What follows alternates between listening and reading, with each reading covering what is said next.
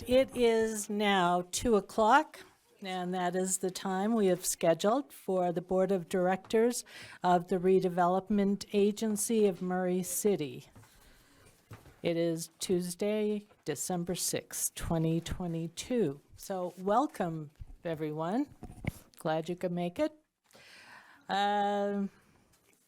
We'll start with our agenda with number 1. Oh, first, I ought to say who's here.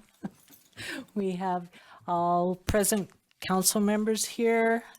We also have Brooke and the mayor and GL. So welcome, everyone. We'll start with approval of minutes for September 6th, 2022 and September 20th, 2022. Are there any questions, changes? We're all okay with them? Good. All right, I would appreciate a motion, and I'm fine to take them together. I make a motion to approve of the minutes, September 6, 2022, and September 20th, 2022. And I'll second. Great. All in favor? Aye. Aye. Aye. Any opposed? No? Okay. All right, passes unanimously. Now we go to the portion of our meeting, which is for citizen comments. Public comments can be made in person during the meeting or may be submitted by sending an email, including your name and address, to rda@murray.utah.gov. All comments are limited to 3 minutes or less, and email comments will be read into the meeting record, and Jennifer will keep track of that. Do we have any comments? Jared?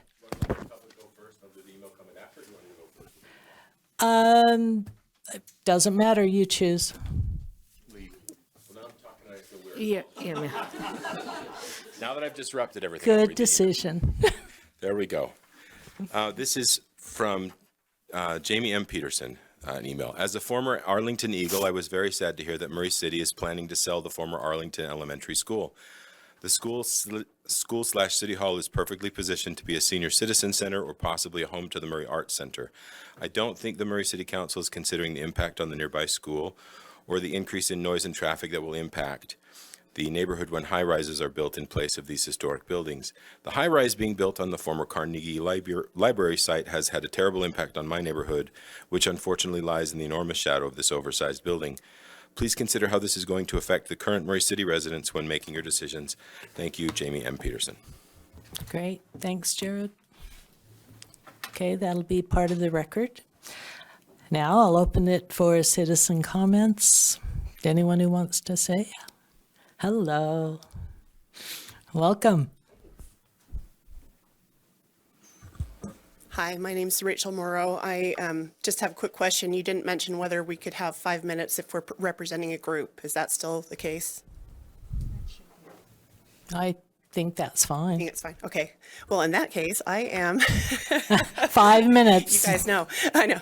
I'm here representing the Historic Murray First Foundation. I'm vice president, and we are staging a campaign, as you may already be aware, to save and repurpose the Arlington School, which is this current City Hall building, for a couple of reasons. First and foremost is that this was a Works Project Administration build from the 1930s, and that was an important historical era of time that we have lost other landmarks in Murray City from that period that were not necessary to lose, one of them being the beautiful rock wall that was in front of the Bonneview School, which has been torn down, and a high-rise, high-density is being put on that piece of land. Murray cannot afford to lose any more historic landmarks, and I think that the question of what the citizens generally want from their city is that they want a livable, attractive, historically preserved where possible city to live in, and not a landscape of a lot of high rises and high density with a lot of faceless, homogeneous developments. And you'll see comment after comment about that on public forums and in more official form, as we've seen with the survey. And what we're hoping for is that you will do the will of the people. And I understand the position that you're in, being pulled at by the citizens that vote for you, as well as the pressure from other groups that are higher, like state and county, and sometimes in other cases even federal regulations where you have to put in and mass a certain number in the city. But we are hoping that you'll remember that you represent us, and that what we need is, and what we value is not necessarily dollar-based. And we know that that's the main consideration that's driving the decisions that get made for development. What people are valuing is quality of life, health of their surroundings, and then their environment. And they're seeing that eroded. And without exception, nobody likes what's happening on Vine Street with the Vine Apartments and what is across the street with the Home 2 Suites. I think there's not been a good word said about them. If there was, I've missed it.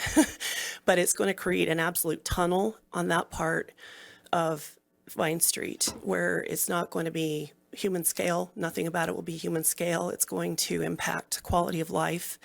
And it's not a good idea to continue down this road, especially with the voice of the citizens having voiced what they have. So we are going to continue to try to keep this building because it is human scale. It is important in the history of Murray, and it is, bottom line, preventing another high-density high-rise from taking its place. There are things other than dollar considerations that need to be made, and we appreciate you taking these into consideration and would strongly encourage you to continue dialogue with our group as advocates and with all of the citizens, and to do what they're asking you to do and not bow to the pressure of the developers and the county and state and the dollar bottom line. Thank you. Thank you.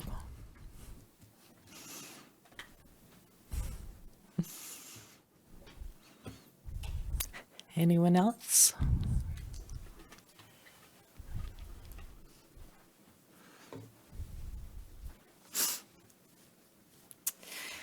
Hi, I'm Janice Strobel, and I live in District 3. One of the things I'd like to say is that it seems like it'd be really nice if citizen comments could be made after the presentations that, we really don't know what will be there, and it just feels like it would have more impact for you and for the work that you're looking at doing. So it's just an idea. And then, so here in our downtown, we're already knowing that we have changes that are happening with the Vine Apartments and the new City Hall. And those are happening. They're not changing. So we've got that happening. Now, we also had the opportunity to maybe have a change on Block 1 with the Edelin development.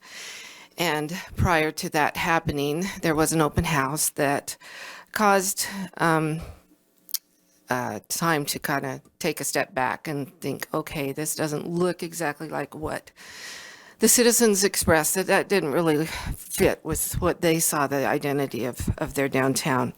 And so thankfully, the city leaders looked at what had been said at the time of that open house and expounded on that by doing a survey that was randomly sent to citizens. And then with that survey, it appears that the city council has looked at the need to redo or make some changes, improvements to the downtown ordinance. And that's being worked on right now. And I know there's going to be more discussion about that later today. It feels like whatever we're going to do is going to be the identity of our downtown, and which is a major part of the identity for our community is what happens downtown. And so until things get more settled with what that vision is for our downtown with the revised downtown ordinance, it feels like making changes with with properties like this one prior to that downtown ordinance being being revised, that's kind of jumping the gun and not how best can we harmonize with the revised ordinance is to have those the changes after that revised ordinance is put into place and we have a better grasp of the vision for downtown. So that's my idea for looking at what will happen here. And thank you for your time. Thank you, Janice.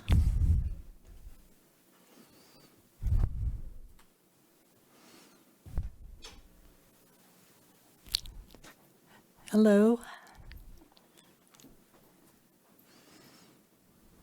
My name is Amy Thomas. I am in District 3.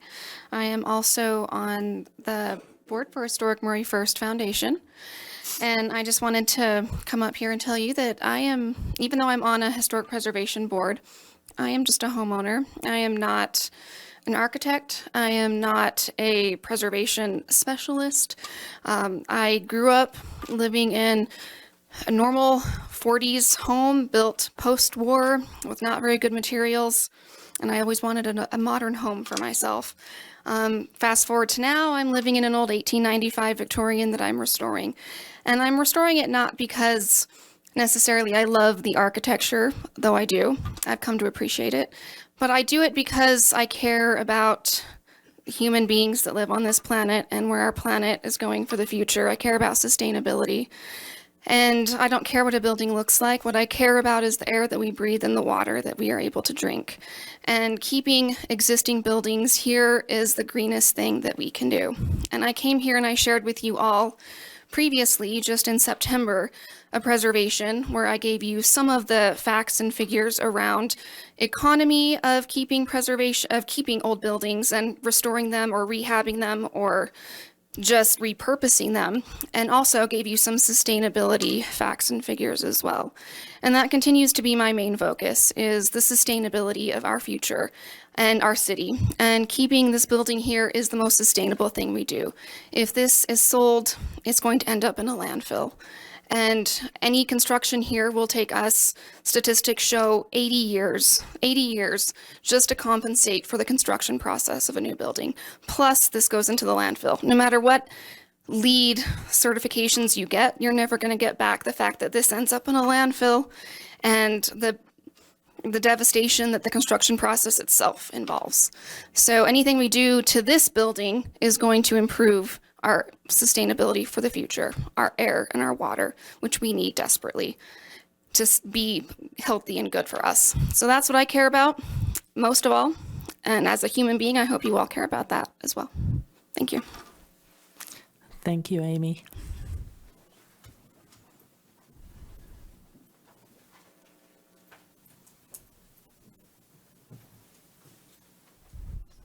Anyone else?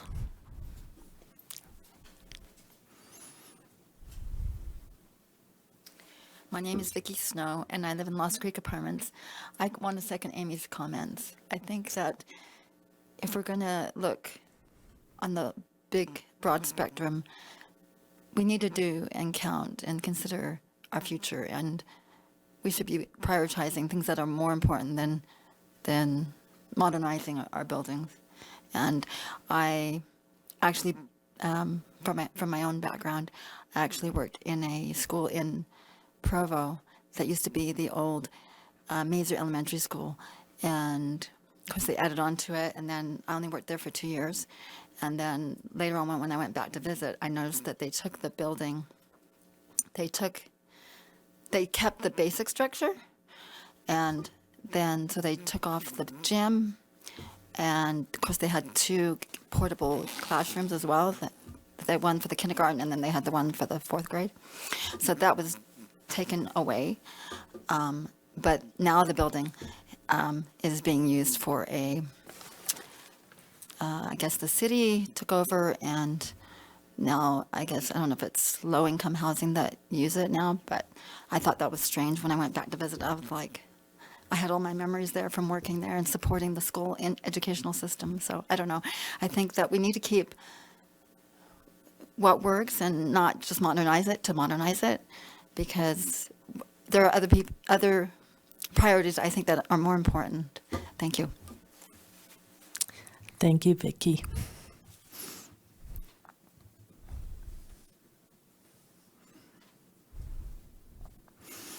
Anyone else?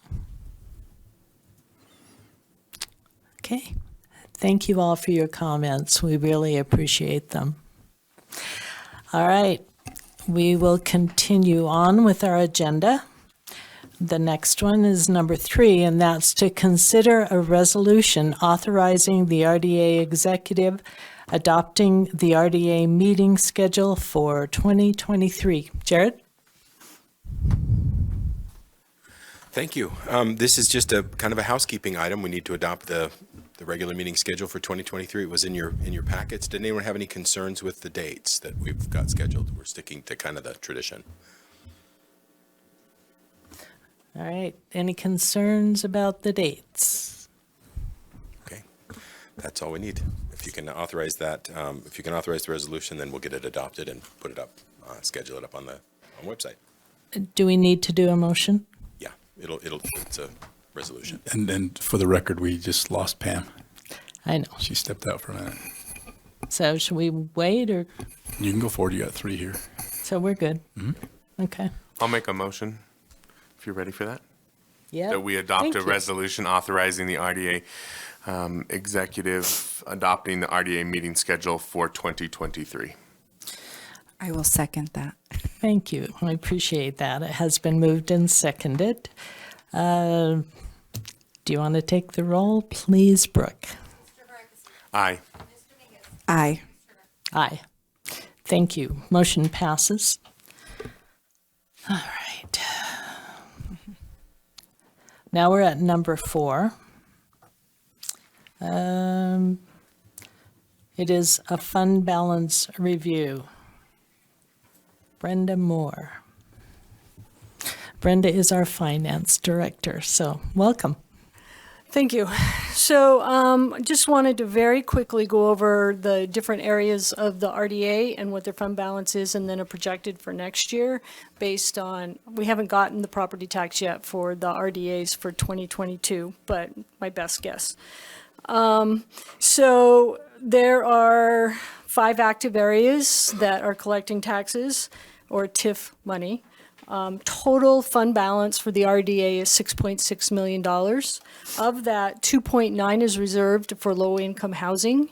The important ones to know, because of the discussion that is coming up, the fund balance for the CBD, the amount of cash they have, the fund balance, they have $1 million that is set aside for low-income housing that we will need to spend on that. They actually right now have a negative fund balance of $30,000.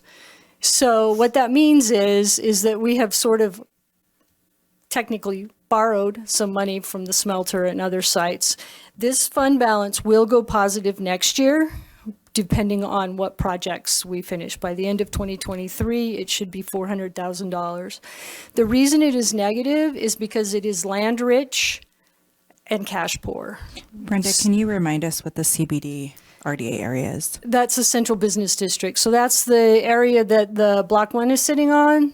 It's the one that owns this property. It's basically the center of town. The smelter is the RDA across the street, which is the hospital area. They have the positive fund balance, just for reference, of $3.5 million. But they stopped collecting taxes in 2023, which is next calendar year. So next year is the last time that they will get taxes, and then we will have to figure out what we're going to do with that $3 million. But that's a discussion down the road. Right now, we're talking about the CBD, so they are negative, and all of their fund balance is right now needs to be pointed towards low-income housing that they have now, unless you sell property. Is that for the smelter balance or just the balances in general? The smelter itself, it has $911,000, which needs to be spent on low income, moderate income housing projects. And the remaining can be spent on anything that will generate economic incentive of some kind.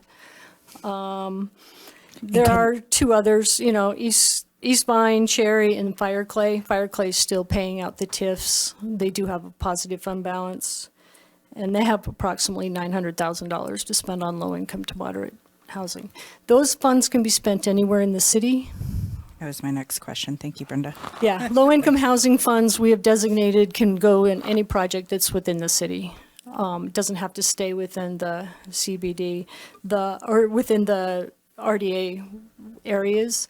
The funds that are collected for the RDA possibly could go to something adjacent, but you have to really prove The reasoning. a reason that spending money in a different RDA area from like the smelter to the Cherry Street or wherever you went is justified in that it will help both areas and not just one. Is the Murray Theater under the CBD as well? It's in the area. It is all owned by the city, though. Oh, that's right. But if once it moves from the city, then it can be It will considered. always be owned by the city. Oh, that's We traded land for that so that the city can own it and operate it. That is, a nonprofit theater is not what the RDA is designed to be invested in. So the city is doing that. So I have a question on the funds, because I'm trying to think through, you talk about low-income housing.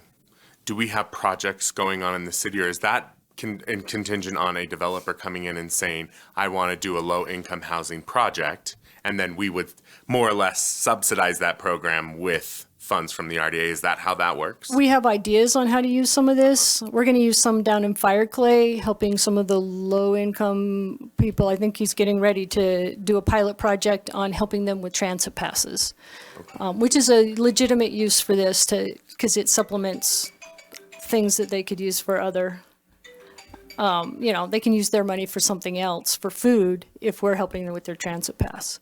And in the end, if we don't spend the money, what happens? It goes back to the taxing entities in the ratio that it was collected. So the mosquito abatement would get a little bit, the school district would get a little bit. The city would get some, the county, In the state. I'm trying to think, the Central Valley water people that provide drinking water would get some. Okay. We could also, and this is just hypothetical, use it for other means of like parking or to help support other areas if and when things come. And that support areas, businesses here. Yeah. Okay. Any questions? Okay.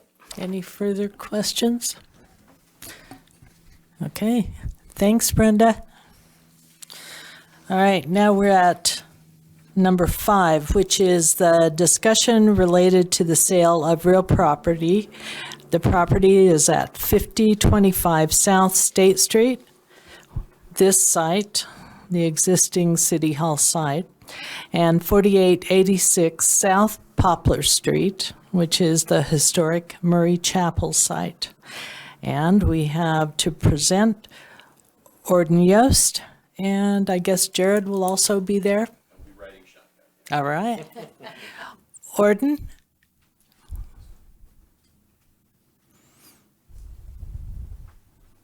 So I believe that we were going to entertain a motion to talk about some of the real estate transactions that need to be done in closed session first, and then come back in for the...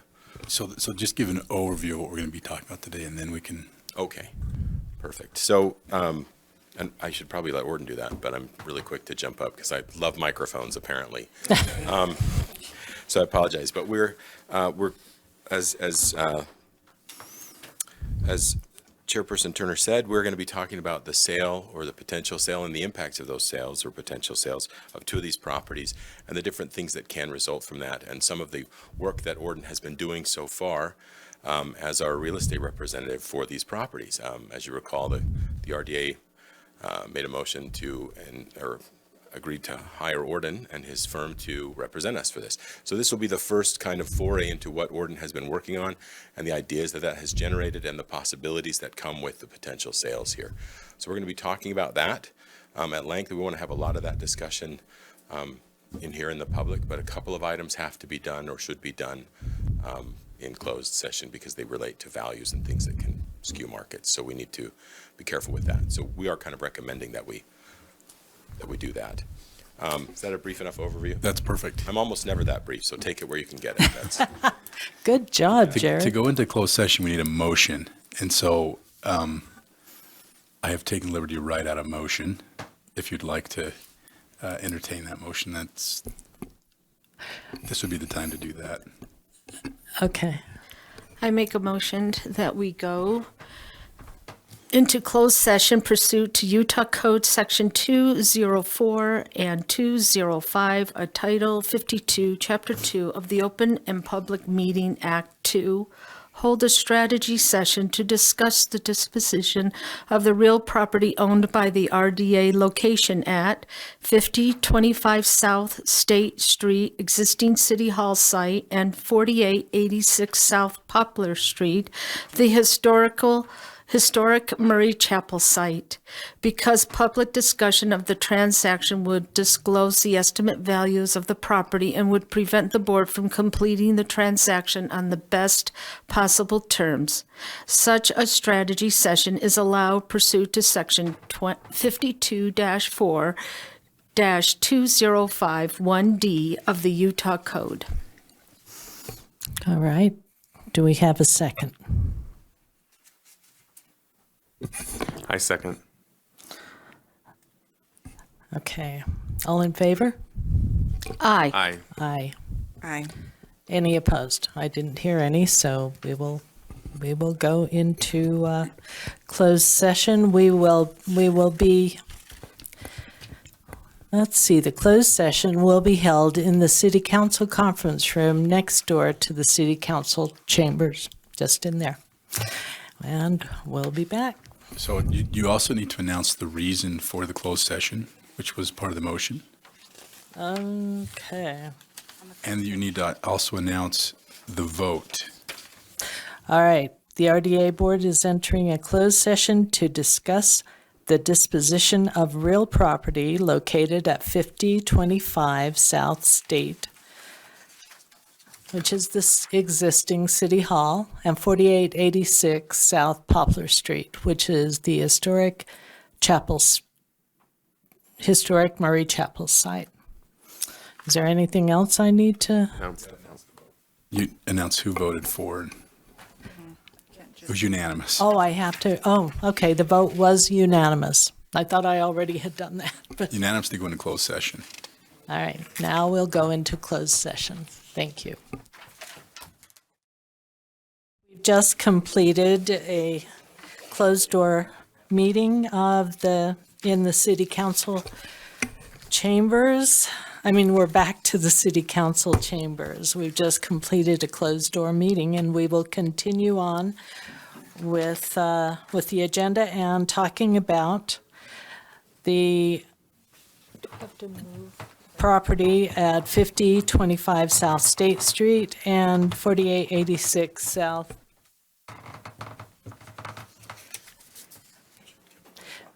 Yeah. Okay. So actually, a decision was not made. Now is when we have discussion. Correct. But just to make it clear for the record, there was a discussion, but there is no vote. No. No decision. No decision. in closed We're session. going to, we'll return on January 1st. No, January, what is the next one? 4th or 5th. When's our next RDA meeting? January 17th. So that's been a discussion as to what the next step will be in terms of a formal motion. Okay. But let's have the discussion now as to what ordinance come for. Should And at I- the end of that, we can, Should we read the bottom of this? No? No. Okay. I wasn't sure. Yeah, so that's, I know that's why it's getting Okay, confused. never mind. All right, so we will continue with the discussion, and I will give it to Orden and to Jared. Thank you very much. Appreciate it. We're not going to really talk about anything that's overexciting today. We're going to talk about how surveys are done. We're going to talk Orden, about- would you speak Excuse me. into the microphone? Thank We're you. going to talk about how appraisals are done and what the outcome appraisals are and how that affects us and the RDA in making their choices of what those will affect the overall city in the long run. So, first of all, this is the site that we're talking about. I think it's been clarified quite clearly. We go down to Myrtle, Jones Court, and out to State Street. This property is 5.98 acres. It's 243,846 square feet. And the appraisal gives us a value per square foot. The way appraisals are done is they take a look at what you can do with the property, and the property is determined by the zoning. The current zoning on this property is a zoning MCCD zone, and it falls in line with the concept that was developed in 2017. And the Murray City General Plan suggests that we develop pedestrian-oriented with a strong emphasis on urban design and streetscape. So this is where we always come to some challenges. What does it really mean to be urban design, and what is streetscape? So those are things that will be determined as the RDA moves forward in making a decision on this property. Currently, the property allows commercial, residential, and up to 80 units per acre of residential use, whether that be apartments, condominium, combination of townhomes, or whatever that may be. That's what the current zoning allows. And so this cost method has been developed based on that. How do we evaluate these properties? We look at cost approach. That's replacement cost. If we were going to save this building, then the value of this property be considerably less than what's currently bid. Sales comparison, which is based on this property only the land, and there are similar sales throughout the valley that this has been compared to. Income capitalization, this property is not creating any income, therefore they did not use that concept. The highest and best use for the property is a reasonably profitable, highest value, and maximizes the productivity of the property. The highest and best value also provide the city the strongest tax base and is important for their longevity in the project. Before a property can be valued, an opinion of highest value must be chosen. And what that means is, what are the developers developing today? What in the marketplace is attractive, or are there certain things about this particular location that makes it attractive for certain types of uses? So first of all, we look at what's physically possible, legally permissible, financially feasible for the developer. They have to figure out a project that, with the risk that they're taking and the cost to do, a project on this property could be over $100 million. They have to determine what they're willing to expose themselves in that development process.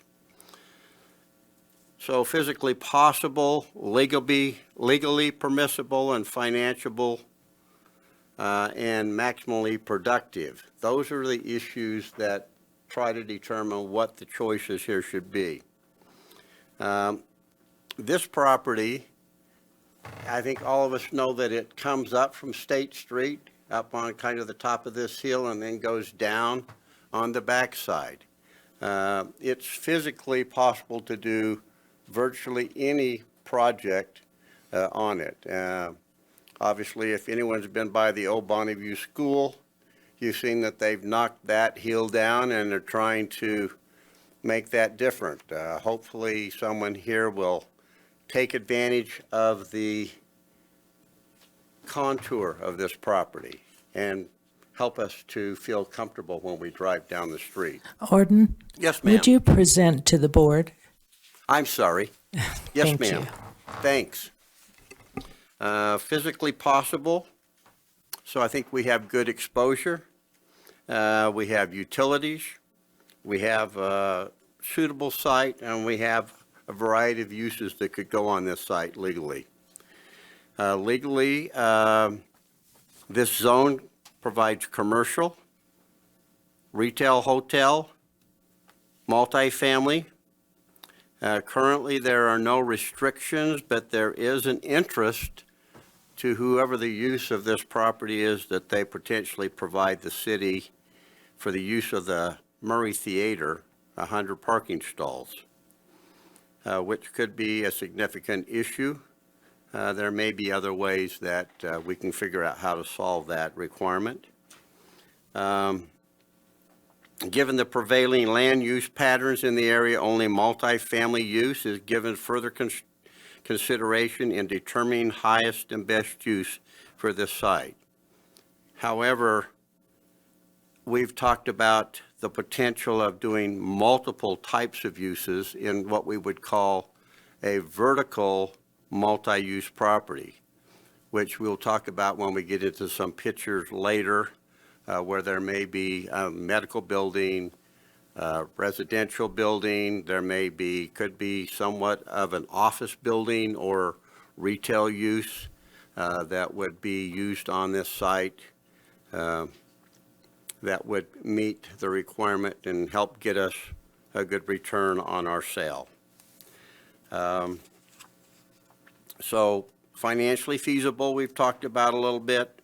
Maximally productive, that would generate the highest residential land value. Multifamily use is being what's recommended by the appraiser. Development of the site for multifamily use is the only use which meets the 4 tests of highest and best use. Therefore, it is concluded to be the highest and best use of the property as vacant. Most probable buyer of this property would be a developer, and I think that is with any of the concepts that we've talked about, whether this building remains or whether it's removed, it's going to take a developer to do that project. Marketing time, which is very interesting to everybody, is how long does it take for us to get some activity? We can get activity very quickly on this. We have over 30 developers who are interested in the site, depending on the current zoning. The opinion of the appraiser was that it should take between 8 and 9 months for this property to sell. And it potentially would take between 18 months and 2 years for this property to be developed and completed in any of the types of uses that would be permitted here. What we're going to get into here behind this would be some ideas of types of buildings, and maybe you can peruse those and see if you get a feeling which one of these types on the left or the right-hand side has the highest density. Because density seems to be an issue that we discussed often when we're talking about look and feel of a property. So if we go to the next page, we'll see that both properties are 60 units per acre. The differences between the two is that the right-hand side has more green area, less asphalt, less parking fields, which has a taller building than those that are over here on the left-hand side. A lot of people have come together, not from my company, but this is from a national result. It says, density as a word is an abstract quantitative. Measure that is ineffective and describing the appearance, form, or function of a city, neighborhood, or district. It is believed that density or the lack thereof should not be focus of discussion. So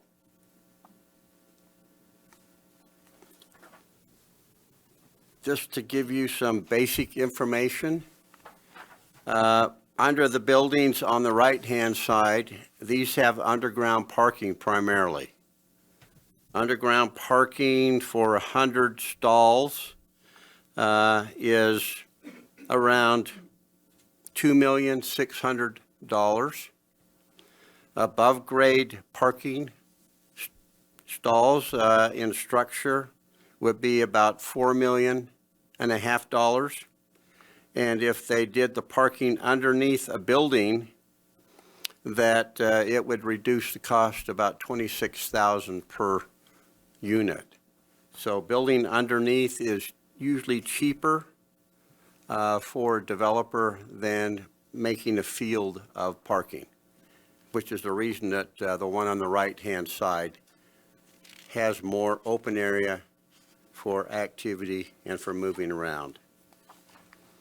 The next one has 3 different properties, talking about what is the higher denseness in each of these properties. And hopefully you can see those okay. The next page shows us that basically on the left-hand side we have 11 units per acre.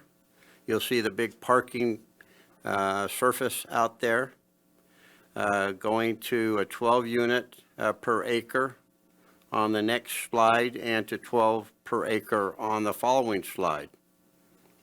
So there are just many factors which affect density, and density really shouldn't be the issue.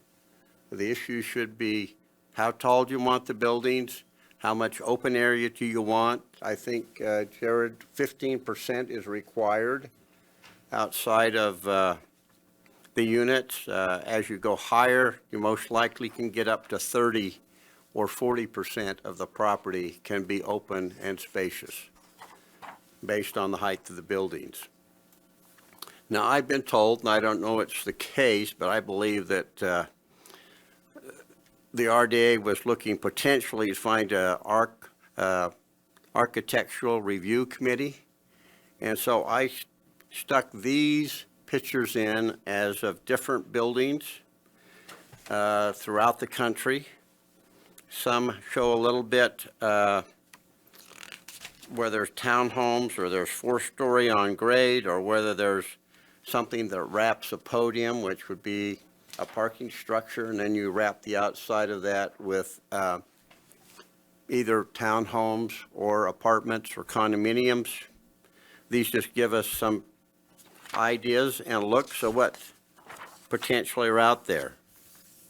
Here's another property built around a podium. The other one, which is a type 1 construction, which is a all-steel project.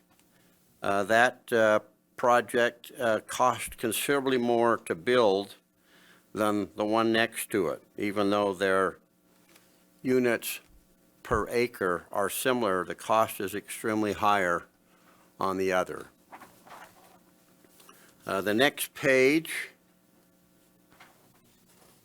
this is a building, and I put it in because it's very similar to the building we have across the street, which is the Transformation Building, which we look at every day as we drive down the street.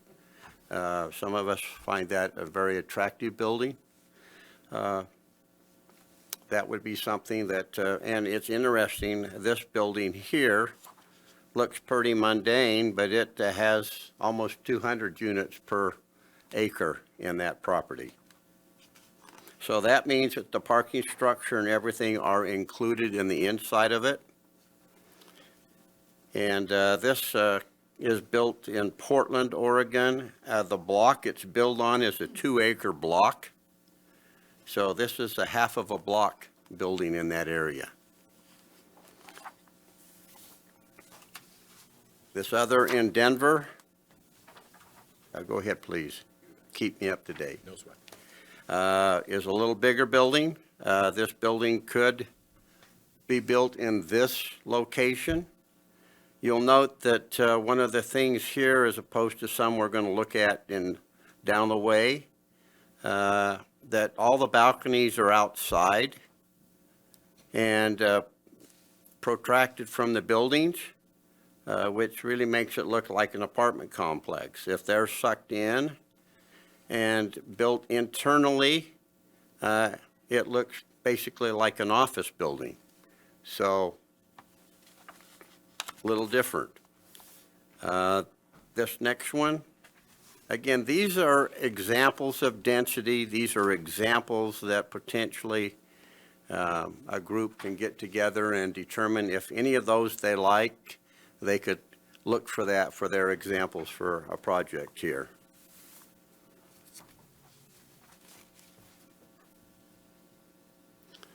Here's another 8-story project.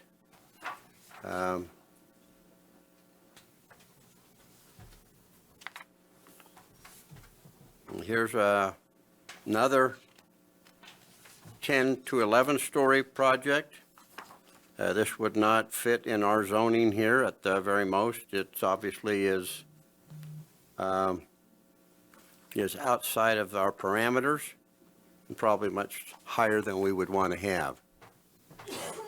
These next buildings just give us some ideas of how we put some buildings together. One of the thoughts about this site is that it could accommodate multi-buildings. There's potential of doing a couple of 100,000 square feet of building here, whether they be medical, whether they be some residential with mixed use within them. We have the potential on 6 acres to build kind of a little city here in a way, depending on the developer. Here's a 4-story building. This is the building across the street on the very top that we see often. The building below is a 6-story building. Again, these are ideas that hopefully can help the RDA make some choices of what kind of architecture or structures they're looking at. I've added these 4 buildings are all medical buildings. So if you've been to Fashion Place Mall, you've seen the University of Utah's facility there, the Moran Eye Clinic. Obviously, if you've been down 48th, you've seen the EMI, which is Administrative Health Building. And again, we have the Transformation and one of the buildings at IMC as a medical building. Thank you. This building on the upper right-hand side of this project is a 3-story building in front and a 6-story building in back. The interesting thing about it is it has a Safeway in the bottom of it, which would could be a positive type of use that we'd love to see here in Murray. We miss our old Safeway. These are just some other structures. I think that you'll notice on the bottom right-hand side, this apartment complex multi-use complex, has a Starbucks on the bottom and retail there. You'll notice that their outside patios are all set back into the building as opposed to coming out of the building, and it gives it a totally different look about what it is. Thank you. These are some apartment complexes in our marketplace, parking structures, and retail on the main floors.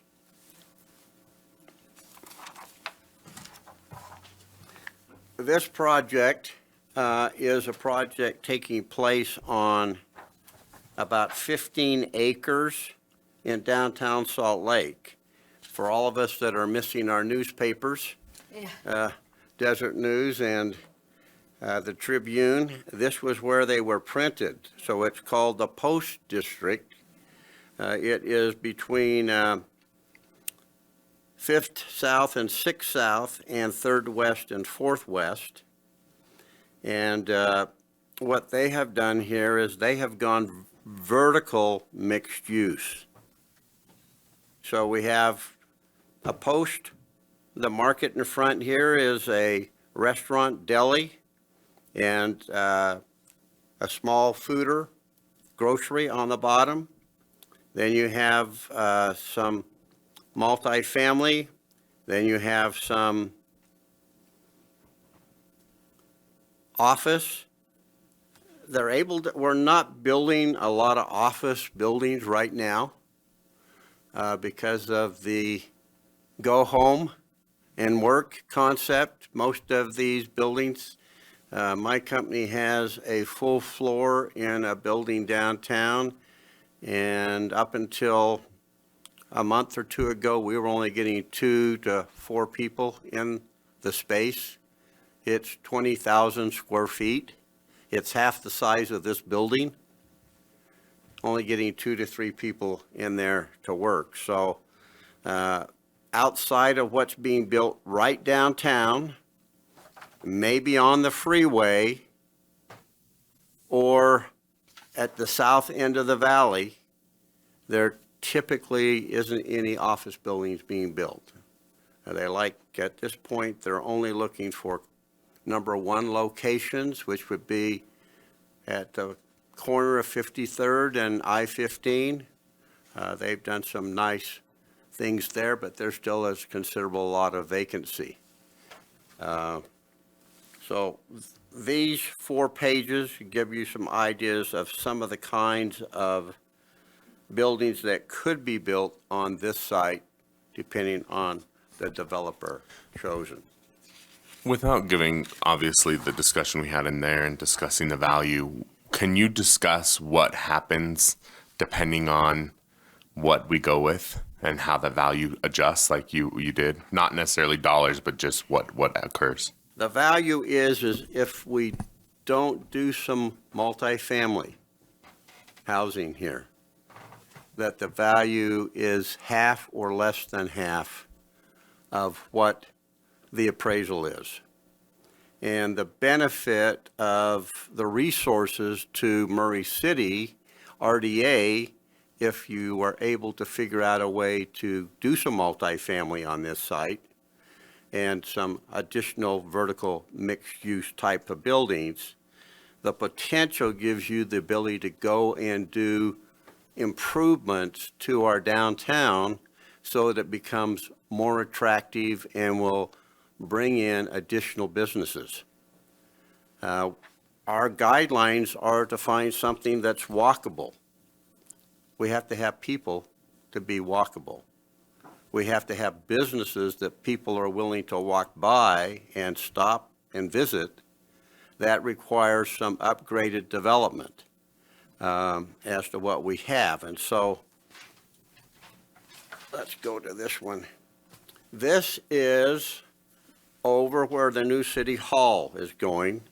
The top of that page is 48th South.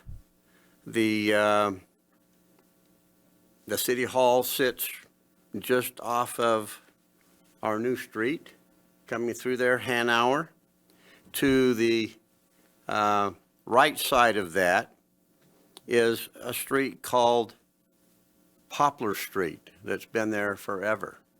The intent is at some point for that street to be closed down.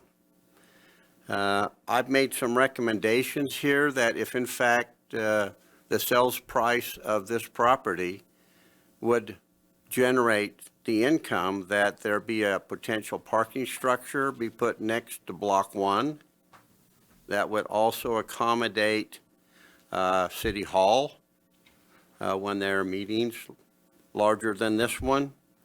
And then to down that street, which the city currently owns, that we put a promenade there, which would be a walking area that would get us from there down to Vine Street. And there are some pictures of this. On the right-hand side is kind of the concept of that. Let's go give you a little bit better look at that. You can see the new City Hall at the top and Hanover Street going across. And the promenade is noted there. Then these are items, it's sitting areas, it's walking areas, it's activity areas. There could be just a variety of things there. We could have summer concerts, we could have farmers market, we could have arts festival and crafts, food trucks, just all kinds of activities, checkers tournaments, booth rentals. This would create some of the interest that we have. And in front of this, to State Street, we have an older area that we'd like to see, and you would like to see upgraded. And it could be a positive aspect and potentially a way that RDA could increase some activity and some interest in development in that general area. The other thing that is in this particular location is the Murray Chapel, which is also a property that I have been asked to market. We have not done a current appraisal on that site, but that site takes in 5 parcels of land, a little over an acre of land.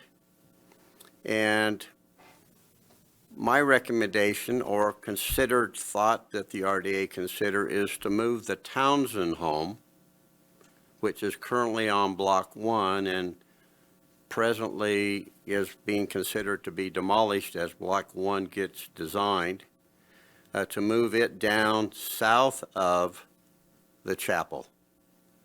There's a cost. And if we could move it there, we believe that as we upgrade the area in front of it, and obviously the access would be from Hanover Street behind of it, that we would be able to cover our cost and of moving it and also for the land. So that's a recommendation that could be used for either for other funds that are in the RDA or could be used from some of the proceeds of the sale of this. There are some other aspects that we talked about that I'm not going to get into here, but that the city could spend monies to improve access, could improve parking within the city in properties that they currently own, if they had the resources to do that. Diane, any questions? I'm sure there are a lot of questions. You know, what you've presented to us is very interesting and kind of from a developer's perspective, and that's your job. What we have to consider is not only that, but our citizens and their quality of life. And we did a questionnaire, and you know, they're very loud about what they want to see down there. And as we've talked about before, density and height, you know, 10 stories and 100 per acre is just not. That's way too much. Yeah. I concur. So, so then we also have to balance the value, what we can get, and then what we would invest that money across the street. You know, promenade, I love the idea of that. So I think that's really helpful. So we've got, you know, a lot on our plate, and I'm sure there are many more questions. So council, or I'm sorry, RDA, go ahead. You could go. Go ahead, please. Would the value increase or decrease if we were to sell this partial in sections versus all together? It's a challenge to determine how to get the highest and best use if we parcel this property.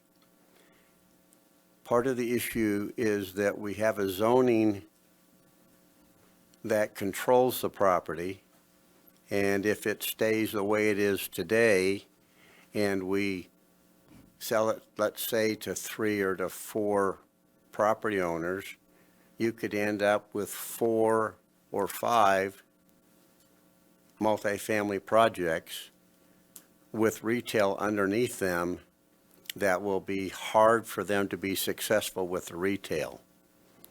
The challenges are finding a developer similar to the one that's doing this project downtown, who is looking and willing to do multi-type of vertical that would meet the needs of what the city would like to have here, with the kind of things that would draw people to this site. I mean, there are medical users in the marketplace, but those medical users are at the most 100,000 square feet. You can put 200,000 plus square feet on this project. Or you can do something not quite that impactful and have a whole lot more green area on this space, however you want to work with it. But typically, if we had 4 streets around the outside of the project and had that kind of circulation, and we could maybe divide it into 4, and we could get an access off State Street down the middle, which may be a real challenge. I mean, UDOT does not allow that very much, not in that short distance. We have what we have. We're 300 feet in the front. So to bifurcate it that way becomes very difficult. So we have Arlington, Jones Court, and we have a little bit of Myrtle Avenue. So it could be done. I don't think it gives you any advantages over selecting a developer who's willing to do a multi-vertical use project. Okay. But not a bad idea. I was just curious. I mean, I don't know. This is why we have you here. And maybe this is a question for Jared about zoning. Earlier this year, we discussed the MCCD zone and revamping that. We haven't done it. We've waited, and we still haven't done it. But now we have this here, and now we have a figure.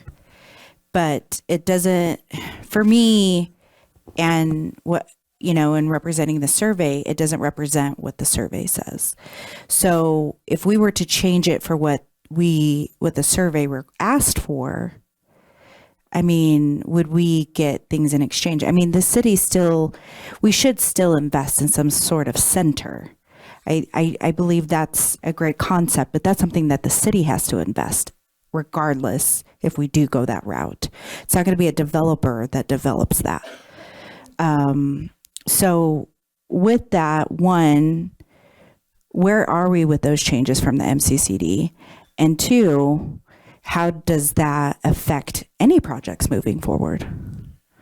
That's a great question. Most of the projects moving forward, there's not a lot of projects moving forward because the city controls a lot of the land that's still in the MCCD zone, that's in the zone that we're talking about. And the other land, a lot of it's held in 2 or 3 different entities. So most of the land is held by like four different groups. There's a couple of individual properties that's developable or immediately developable. So not a lot is happening anyway because the market is taking a pause and taking a breath to see what's happening. And the city likewise also is taking a breath. With regards to so nothing's really, there's not a lot coming our way. We've been the last 2 applicants in the MCCD with the Murray Chapel and, with the Murray Mansion changes and with the Murray Theater. But there will be some in the future, I'm sure. The code changes that were anticipated or that we talked about in August after the survey came out in July, going back through my notes, I'm not sure that there's a lot of conflicting things in the survey. So I guess I need a little more clarification about what you feel like the survey says about this site, because I'm not really sure. It says a lot of different things. Well, one of them was the height. One of them was the amount of acreage. I mean, and where that was being placed in zones. And we haven't seen any type of code changes for that. And I'm not saying, maybe we do consider what it's standing, but that was the biggest consideration within, at least for what I understood for MCCD. Sure.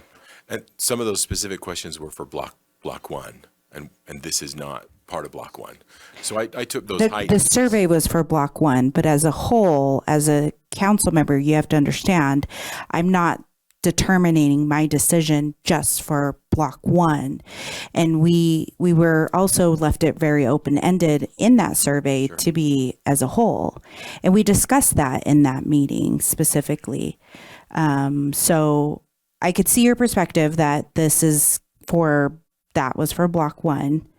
But again, as a representative, I can't just say, okay, well, let me just turn a blind eye and say, now I'm out of the conversation. Right. No, I think I see what you're saying. I'm just, my notes from that meeting from the August workshop told me to look at block 1 for height changes, which is what I've been doing, and to leave the height outside of block 1 alone. But I'm open to, we can still have that discussion. It's not hard these are not complicated code changes to add something like that. And to Warden's point earlier, it is really about height and form, not density, because you can have 60 units per acre, 125 units per acre, and not recognize any difference between the buildings. So it's really the height and form. So if you want to talk about that for this site too, I'm totally open for that. And we're just we're going through that process. Yeah.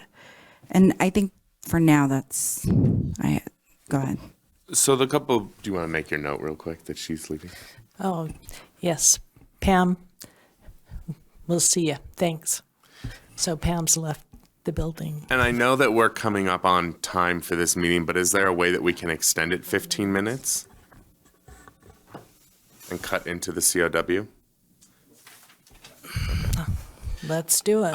So the couple of things that are coming to my mind is, I know the big discussion around is this keeping this building and maintaining this building. And as you've mentioned, maintaining this building potentially cuts the value in half. But aside from that, as we think about because a developer would need to come in and get this building ready and up to code, what sort of issues does this building currently have, and what does that look like? I know you're not a developer and you may not have the hard numbers, but you do know some of the issues. So just curious what they are. Orton probably knows them better from me from the appraisal, but from my experience if it goes through what's called a change of use from a building permit standpoint, then it goes through seismic upgrades and building code upgrades to meet current standards for whatever the use coming in is. Building codes issue occupancies for different buildings, and the occupancy would be changing, so it'll go through change of use. That's I don't know word to say other than brutal. It's a hard process. It's not for the faint of heart. You got to mean it and be willing to do it. People go through it on single family homes that are rezoned for office. It gets difficult. that's a good example to use. So if you're taking a single-family home that was built in 1945 through change of use, you would make it seismically stable, so it would withstand an earthquake. You would upgrade the plumbing. You'd make all of the, if you're changing it to commercial use through change of use, all the bathrooms have to become ADA accessible. The building itself has to become ADA accessible. It means widening hallways, doorways, etc., unless you have an exemption of some kind, and those are not easy to come by. So it's a pretty big process. Other issues that the building has in terms of its mechanical, it's not seismic code. It's not seismic code. I think we have sewer problems, boiler problems. Okay. Big time sewer problems. So how did it do right? in the last earthquake then? Last one, I don't think we had too much problem. Did we have? Okay. Just curious. And then I guess, and this might be more for GL, but like what's next? What comes after this? I guess that's what I'm trying to understand. So what Mr. Yost needs is some direction in terms of who to market this to. And one suggestion that's been discussed is whether to come back in January for another meeting, take some public comment, and then have a formal motion on a resolution giving him direction in terms of marketing. And does that have to be the 18th, or can we move that up to an earlier meeting? You could have a special meeting. Okay. Because what's the first meeting in January for the council? The 3rd. So it's potential to we could have a special meeting on the 3rd for the RDA. You can. It's a lot. Yeah, that's a lot, but it is a possibility. Also, what I would like to bring up is I hear about the possibilities of a medical building in the front and some housing in the back. I mean, I think that's an interesting concept as well. So that would take up the whole space, but it would also have to do with housing, probably multifamily, and then a medical building in the front, which makes sense for that area. Anyway, what do you think about that? What have you had any interest in that kind of a? I have had interest from some who are interested in doing some medical here. And again, it's how does the site end up laying out for that kind of use, coupled with a multifamily use and some commercial use. Obviously, the medical building would meet whatever code we require, so that the multifamily could be built. And that's why when we talked about potential different developers, and one doing one thing and one doing another thing, it would benefit us to use one developer so that the site's consistent in its use and it's laid out so it functions. Obviously, what kind of medical use we can get here. There are some out there currently looking and trying to figure out how to do the sizes they want to do. A lot of times when we have medical use, we would be looking at a single-story building, and they'd have to do their parking underground. But they could nowhere get close to the price that we've been appraised at. It would be less than half of it. Okay, I didn't realize that. That's the single-story medical building, yeah. But we also don't generate income on just medical use, correct? Well, these would be, the buildings, the ones I'm talking about are being built by a developer and leased to the medical use. So yes. Oh, leased. They would be okay. Yes. That was my other question, and just clarification. Do you have Not any other- nonprofit. We can't do that. Yeah, no, nonprofit's not going to be helpful for our citizens, that's for sure. I have a few more questions. I guess this may be for the council. Are we interested in taking the most amount of money and just let it run with it? Because we will not be able to decide what it's going to look like after we go through with that. I mean, we have the MCCD, we have the design review, we're going to trust in Jared and Zach to give us, to listen to citizens and do what we want. But this cell is really a cell. And so these pictures are great, but does it really, do we take the full amount and say, okay, vaya con Dios, or do we like really determine? Because if we sell the most, then we're going to get something that may not fall into what citizens want. Or do we, not within code right now, it's Right. going to, We have to, right. we have to change. We have to change the code, the zoning. Right. And then the other question is, and this keeps coming up for me, and I, if I don't ask it, I'm going to hear about it later. But with the potential cell, within that cell, maybe this is a GL question. How do we protect the facade of this building? We all know that the seismic, to build and to keep what we have here is going to be a problem, and any developer, anybody is going to have an issue with that. We already know that. But the facade is very important. The facade is important to citizens. The facade is important to people of this district. How, and is that something that we can negotiate within our contract of the cell? We can. And can we use RDA funding to help with that? Right. Okay. You suspect we could. Okay. That was my other question. So Then thank we you. would have less to go on the other side to do. I mean, it's that balance. we have to create some sort of balance. I know we won't have control of anything else after, but maybe we can negotiate that. I don't know. That's why I asked it. Oh, sorry. Go ahead, Warden. Oh, thank you. So to take the full length of this building and to make that facade the full length work in another development, I think that you can ask for that, but I would believe developers would come back and say, we would take the entry area or the first 3 sets of windows and something and use that for the front of a project. But take the whole front of it would be a difficult thing because of the length of it. The process of getting cars and service vehicles around that length may be a challenge. So just as a thought, you might consider a portion of that being maintained. And obviously, we do have a part of it that is very iconic that might be satisfactory for citizens. I don't know, but just a suggestion. Thank you. I appreciate that.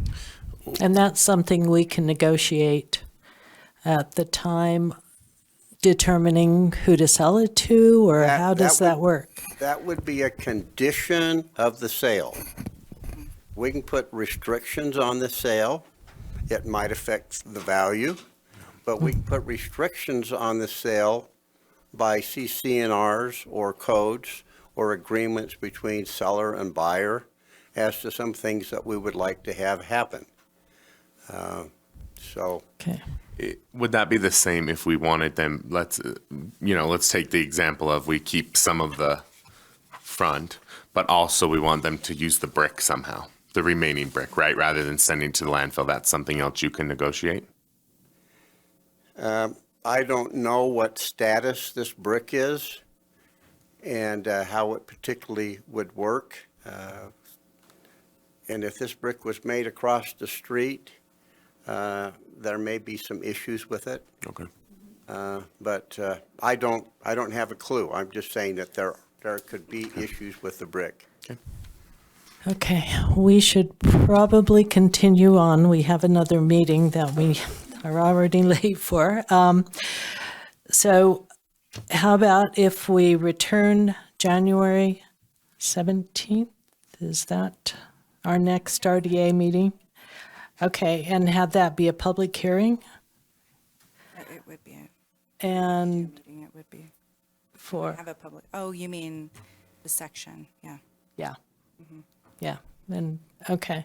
And at that time, make a more formal motion, resolution. GL, are you? Does that I work think that's what we're legally? looking for, yes. Yes. Okay. All right. In the meantime, I just ask that the citizens reach out to us. Yes. Email, phone, so that we can happy to set up meetings. You can reach out to Jennifer as well to get meetings with us, but we want to hear the comment and feedback and discuss our thoughts as well. Yes, this is so important, and it really sets us up for many, many years. So anyway, thank you. Thank you. Thank you so Thank much, you, Warden. board. You all, thank you. Thank you all Thank you, for being Jared. here. We are adjourned. Thank you.